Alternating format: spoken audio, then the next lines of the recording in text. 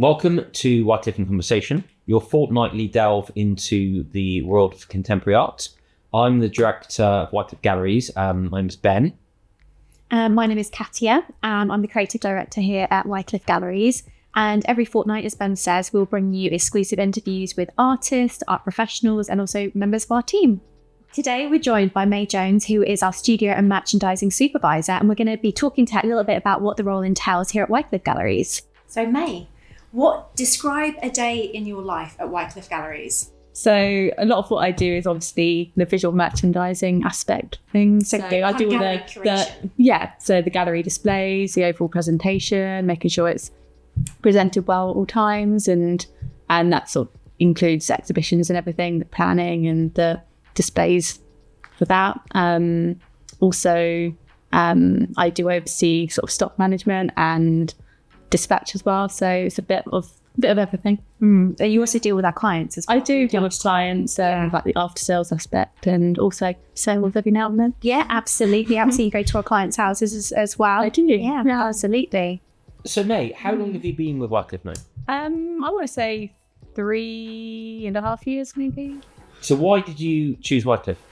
I didn't choose Wyecliffe, did I? I just fell into it. Yeah, right. But that is a lot of people who find themselves in the gallery, actually. Yeah. When you think about the team, they've actually had kind of previous careers prior to that. And so you had quite extensive experience in, it was Sainsbury's. Yeah, retail, retail. I mean, you applied for a job. You chose to come here, making it sound like we grabbed you and put in the back of a van. You chose to apply for a job. Then you chose to take the job. I applied for a job without realising it was an art gallery. I found out it was an art gallery and I thought, it was meant to be because I love art, and, fell into the right job and never looked back, So with your visual merchandising, we take that first aspect of your role. People often ask how we choose the art that we have on the walls and how you create a gallery, particularly one as large as we are. There's probably 100 paintings up at one time, isn't there? So how do you choose? Is it genre? Is it price point? Is it colour? How do you actually choose what goes where in the gallery? Yeah, it's a bit of everything really. So genre, depending on also what we want to push at the time, depending on the time of the year. Like we've done like Valentine's displays, we do things around Christmas, don't we? So genre, so there's a particular theme we've got to stick to. So I'd roll with that and just go with the flow, see what works well. Or size-wise, you've obviously got to cater to the hanging space and whether and sort of utilise the space basically. Or also price point. We like to have a very varied price range up, so it caters to everyone. So there's a lot of thought which goes into it and making it flow so it looks good rather than bits here, there and everywhere and looking a bit sort of odd. So you start with a plan of what you want hung in all the different galleries on different areas. Yeah. When you start hanging the gallery, do you end up sticking closely to the plan, or do you find yourself kind of like making decisions on the fly? I think most of the time I end up changing it. It's trial and error. You try something, if it doesn't look right, you pick another piece of artwork, or ideas come to you on the spot of what would look better. So I'm always chopping and changing. Sometimes I do have a plan and stick to it fully because I planned it out well, but other times I'm just changing as I go, really. Okay. And you always start with the windows, don't you? We always get commented on how good the windows here look. Mm-hmm. Yeah. Yeah, a lot of people sort of do come in, they spot the artwork in the windows. And I think one of the challenges, and I'm sure you can talk more about it, is the volume of the artwork that we actually have available to us to work with. And so one of, I guess, the day-to-day challenges is making sure that there's ample representation from each of the artists. We have over 90 artists and over 2,500 artworks to make sure that there's a good selection from genre, but also from like leading artists and then those who go into rotation as well. So it's quite a daily challenge in that regard. It is, yeah, especially with limited wall space. So it's always sort of planning it out well, so you do get sort of you do represent every artist or change it over regularly. So we do sort of have a fair sort of display of artwork. Yeah, absolutely. And for those that are watching, I suppose, we behind this wall is actually part of our storage, isn't it? So you navigate that day to day. Yeah. And knowing where each one of those 2,500 paintings are at any one given time. Because obviously we have clients that we're a destination gallery, so clients will walk they'll run, they'll get to us any way that they want to, but they will plan their journey to us as a destination to, you know, come and see something, and it may not necessarily be on display. So that's part of it, you know. Yeah, so I've got to sort of know where it is and grab it, put that out, and give them a good experience. I mean, ideally clients give us a little bit of notice before they arrive. So often, obviously, people do just turn up and they just walk in having seen something. So yeah, there's a lot in your mind that's stored as well. You tell me a painting, I saw you wearing it. Yeah. This is one of the issues, isn't it? Because you often create the entire gallery, possibly get it ready for the weekend when we're at the busiest, on the Saturday, and then a client wants to come and see a particular selection of works. Yeah. So we have to change and start almost rehanging immediately. So there are some days where you're hanging pretty much every day. Every day, yeah, just back and forth, changing over the displays. So yeah. How do you find that? Obviously, we have several members of the team here that all have opinions about what should be hung, their favourite artists, their favourite artworks. How do you feel that affects you day to day? Do you feel that you're constantly saying, okay, I'll put that one up for you? Yeah. So obviously for sales, to assist with sales, if Kelly has a client coming in, I'll happily sort of change over a display for her to sort of cater for them. But everyone else has opinions as well, what should be hung, and I take those on board.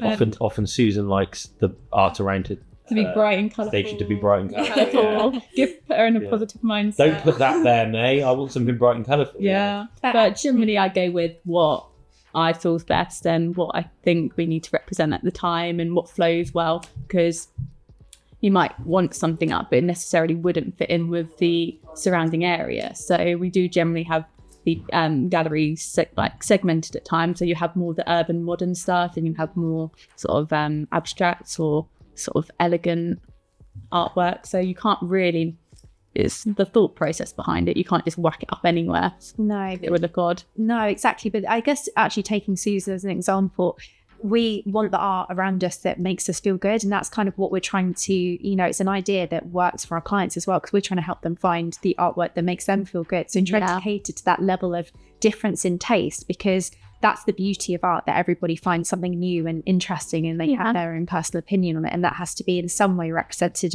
in our walls. But in a very unusual situation to have so much up on display, because when you pick something for your home, you're only going to be seeing that one painting in isolation. Yeah. So there's that can be a bit of a challenge, I suppose, trying to make sure that the art doesn't jar, and people can kind of appreciate it for what it is as a standalone artwork.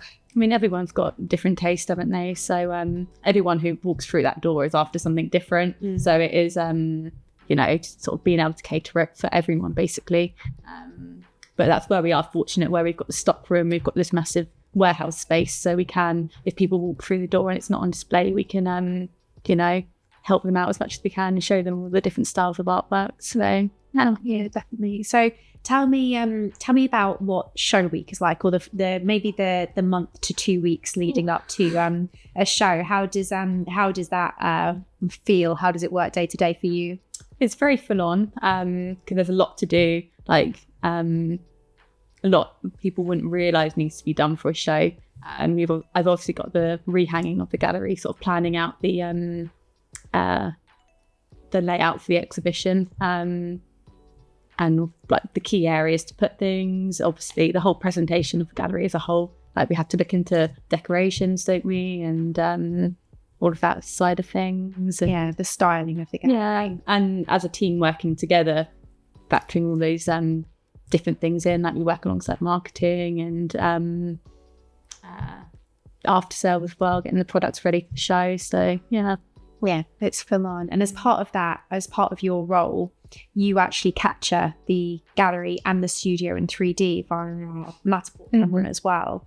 So that's obviously another aspect where everything has to be completely kind of immortalized in this 3D camera, because we hold the virtual show. Yeah. So when you curate the show, it is both for the physical attendance, but also their virtual too, which is the other side of it. Yeah. So obviously getting everything done in the timescale needed and ready. So the people who can't come to the show physically can see how it would look on the night. So I am try and get that done on the. I mean, you mentioned the studio, the warehouse, which we're in at the moment. Hanging in here, creating in here is difficult because the walls are just so big. Yeah. Obviously, we have enormous artworks as well, but sometimes you do the amazing displays of all different patchwork of all different artworks on the same wall. That must be exhausting. It is, yeah, and it's obviously a lot of trial and error of the placements, because obviously you don't generally get the placement right on the wall straight away. So it's a lot of put it up, take it back down, put it up, take it back down, until you're happy with it. And then I'm a perfectionist, so I'm never happy with it. So I just, one of those. Okay. Talking about your other roles, obviously you're a supervisor as well. And you mentioned earlier after sales, dispatch, your role encompasses all different parts of the business. Tell us a little bit about those roles. One of my key jobs is to oversee stock management, which also comes into sort of dispatch as well, the guys who work on dispatch. Just oversee that it all runs smoothly and just assist wherever I can, basically.